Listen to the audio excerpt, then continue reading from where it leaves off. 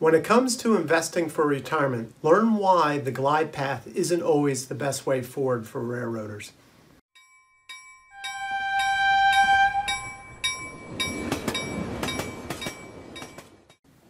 Welcome everyone to another edition of the Highball Advisors Railroad Retirement Whiteboard. My name is John McNamara, Highball Advisors, and what we're going to talk about today is planning for retirement, but investing for retirement. How should we do that? What's the right way? What's going to be the most beneficial way for me as a railroader to invest and grow my money, right? Mostly through 401ks. How are we going to do that so at the end I will have enough wealth to retire? So let's just go through what I talk about. The term is the glide path, right?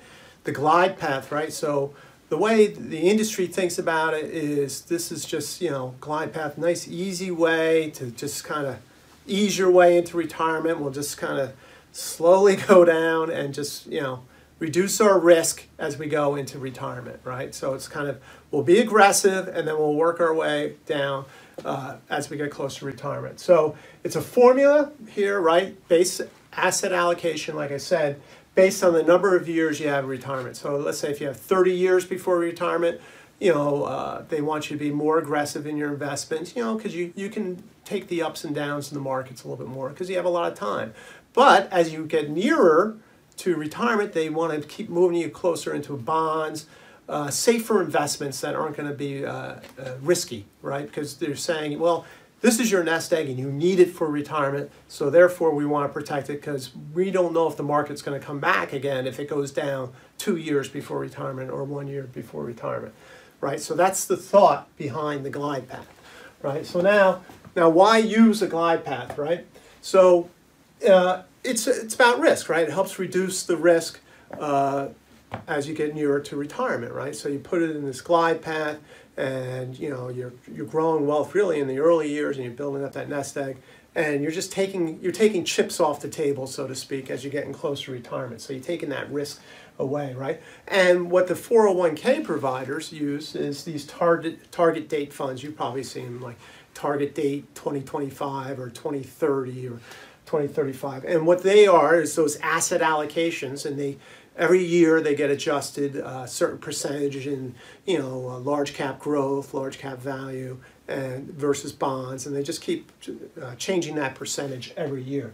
So it's really this, right? It's like just set it and forget it. It's like, well, I plan on retiring in 2035. I'll use the 2035 target date fund, right? So, I mean, it's simple as that, right? And you never have to worry about life again. It's that easy, right? But let me propose something a little bit different here for a railroader's glide path, okay? Because what these are all trying to achieve here, and and rightly so, but these really, to me, aren't for railroaders in that this is for people who are going to need additional guaranteed retirement income when they retire, right? So normally they'll retire and say, I have Social Security, but geez, I can't live on the $3,000 a month. Let's say Social Security is going to pay me or something like that. They can go out and buy an annuity or something like that, or you have to come up with some withdrawal strategy of your money, which is that's a challenge. That's not guaranteed by any stretch of the imagination.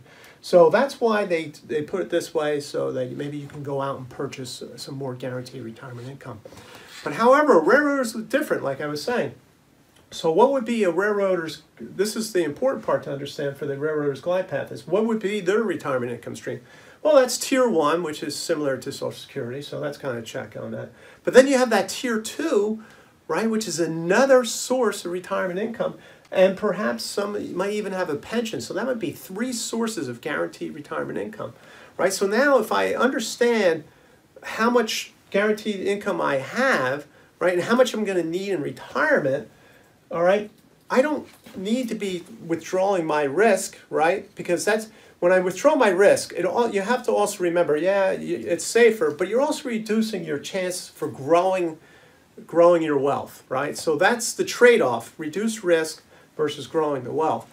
So what I'm saying here is by having these 3 sources and knowing what your retirement looks like, you can grow, gives you the opportunity to grow your wealth a little bit more. So the strategies that I would look to for railroaders is, especially railroaders 30 or more years, you don't need a glide path, all right? You shouldn't be in these funds. Really, I've yet to meet a railroader with 30 or more years who can't really cover their expenses in retirement.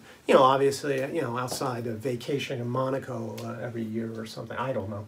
But 30 or more years, probably need no glide path. And then less than 30, it's case-by-case example, right? Maybe somebody has just done 5 or 10 years. Well, 5 years or 10 years, Tier 2 is really not going to be enough to significantly adjust your retirement income. So maybe this glide path might be better.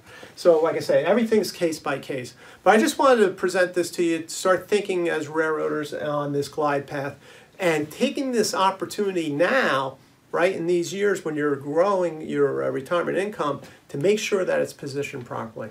So if you found this interesting, let me know. Feel free to reach out to me if you want to discuss a little bit further. Those getting close to retirement, feel free to do my boarding for railroad retirement. See how you're doing on your goals for retirement. And please subscribe to my YouTube channel. I really do appreciate that.